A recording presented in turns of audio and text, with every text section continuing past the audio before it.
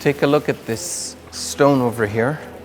This is the stone of anointment, the stone on top of which they placed the body of Jesus after they removed it from the cross in order to cleanse it, anoint it, and wrap it in shrouds, as was customary with every Jew at the time. But by the time they brought Jesus down, it must have been 5, maybe 5:30 in the afternoon. The day was Friday, and back then they did not have daylight saving hours, which meant that the sun was about to set. And what happens sunset Friday? The Sabbath begins. The one day of the week during which Jewish people do not touch dead bodies, nor do they do any kind of work. Therefore, by then, it was already too late to start digging a grave in which to bury Jesus.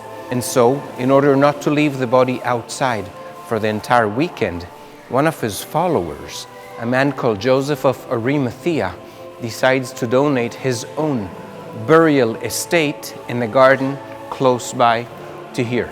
And so from here, they took the body and buried it over there.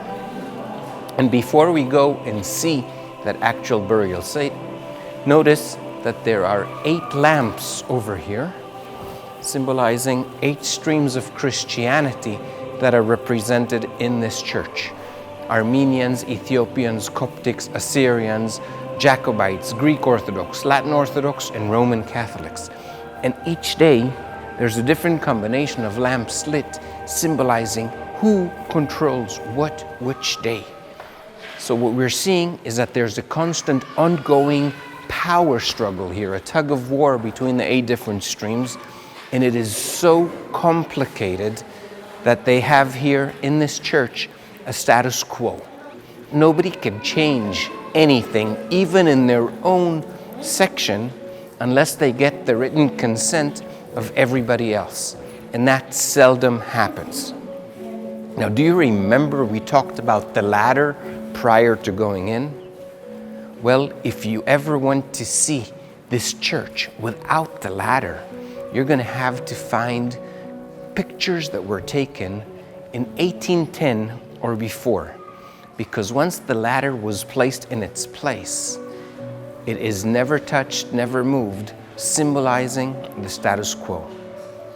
And the situation inside this church is so complex that the 8 streams of Christianity here, rather than it being a Christian that is not them, they prefer that it be a Muslim that has the key to the church. And so since 1810, there are 2 Muslim families, and every day a representative of those families has to be here for the opening and closing ceremony of the church.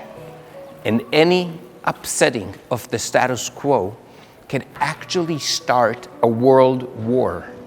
And I kid you not. Friends, I'm standing now next to Wazir Nusaybe, and he's a very important gentleman because he holds in his hands the key to this church. And he opens and closes the church. He's one of the 2 families I told you about. Okay? Thank you very much. Pleasure. Have a good day and safe trip, and you can visit our church. Thank you so much. Notice the mosaic back there, and in this mosaic we could see the removing of Jesus from the cross. Notice the skull that we can see at the very bottom of the cross. We see here the embalming and anointing of Jesus, and once wrapped in shrouds, he is taken to the burial cave located in close proximity. Come.